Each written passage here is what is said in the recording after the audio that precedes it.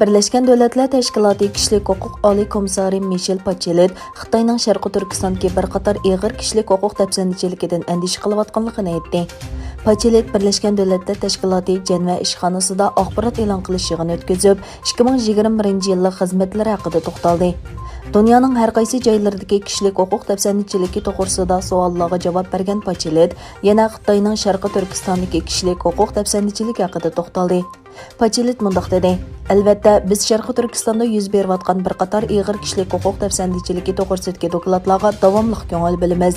Bu dokladlar har xil manbalardan kelgan, ammo bizning odatimizga mos holda guruhimiz bu masalalarda topshirib olgan materiallarni dalillashga tirishyapti." Birleşken Devletler Teşkilatı Kişilik Hukuk Ali Komissari ishxonasi vakillar o'mikining Xitoy doiralari bilan davomli bu rayonni ziyorat qilish to'g'risida muzokara olib berayotganligini aytgan Bachelet, Xitoy virusining buningga to'salg'u ekanligini tilga oldi.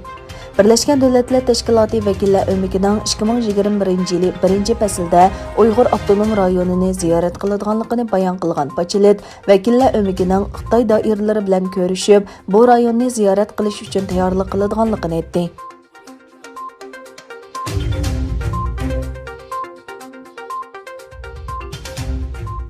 Uyg'ur va Sharqiy Turkistonda yashaydigan boshqa musulmon millatlarning kompyuter programmasi vasitasi orqali Xitoy tarafidan ixtiyoriy va xohlagancha tanlanib qo'lga ilinganligi o'tirg'a qo'yildi.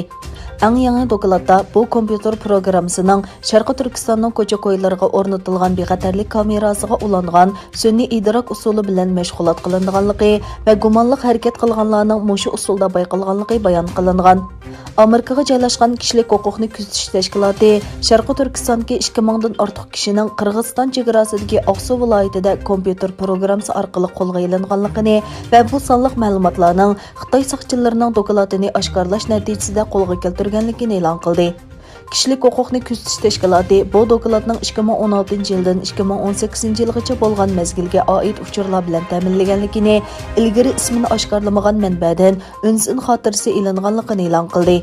Mazkur tashkilotning xabariga qaraganda, Sharqiy Turkistondagi Uyg'urlarni xohlagancha qo'lga ilish va tutib turish, kameralardan sonliq ma'lumotga erishish orqali birlashma mashg'ulot subsi nomli programma orqali ilib berildi ekan. Bu haqda bayonot e'lon qilgan Sharqiy Turkiston madaniyat va uchur markazining raisi Ruqiya Turdush xonim, Xitoyning Sharqiy Turkistonda 1200 dan ortiq yig'ilish lagerlari borligini, buning turma va boshqa tutib turish o'rinlarini o'z ichiga olmaydiganligini, xalqaro jamiyatning buningga asosan Sharqiy Turkistonda 3 million atrofida Uyg'ur va boshqa musulmon tutib turilyotidi deb yakun chiqarganligini bildirdi. Ruqiya Turdush xonim, lekin bu kishilar haqida bir tizimlik yo'qligini, o'tgan yili oshkorlangan qaraqash hujjatlari bilan bu qatim kishilik huquq kuzatish tashkiloti erishgan 2000 kishilik tizimlikning Xitoyning jinoyatini fosh qilish uchun intayin muhim ekanligini ta'kidladi. U bu tizimlikdagi kishilarning asosan diniy e'tiqodi va millati sababli tutilganligini, shuning uchun bu tizimlikning Xitoyning irqiy qirg'inchilik qilayotganligining isboti ekanligini ta'kidladi.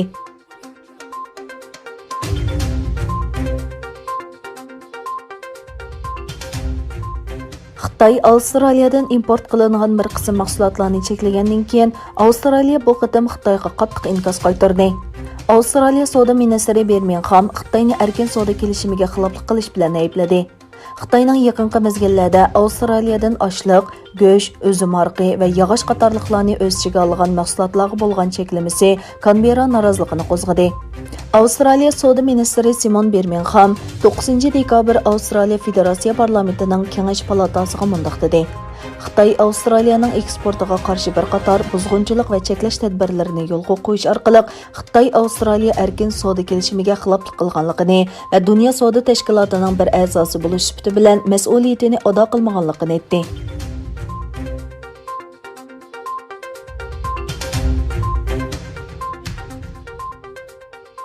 Egilenishicha, Xitoy jami 105 appni qonunsiz deb bahona qilib, ko'chma app do'konidan o'chirayotgan.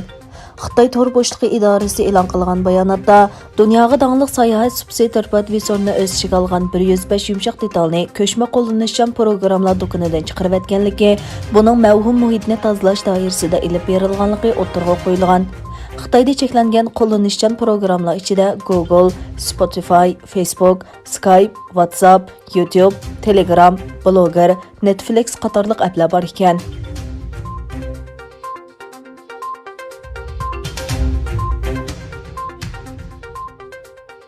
Iroq Xitoy Jinhua neft şirketi bilan milliard dollarlik to'xtam imzolashga tayyorlik qilmoqda. Bloomberg'ning xabar qilishicha, neft eksportiga mas'ul Iroq organi Somo neft shirkatlarining taklifini baholagandan keyin bu savdo uchun Jinhuani tanlagan. Uzundan buyon naqd pul kamchil bo'lgan Iroqning uzun muddatlik neft bilan ta'minlash badliga Beyjingdan naqd pul topshirib olganligi bildirildi. Bu Xitoyning kontrolligida banka va shirkatlarning Angola, Venezuela va Ekvador qatorliq ojiz neft ishlab chiqaruvchi davlatlarni qo'llashining eng yangi misoli bo'lib qoldi.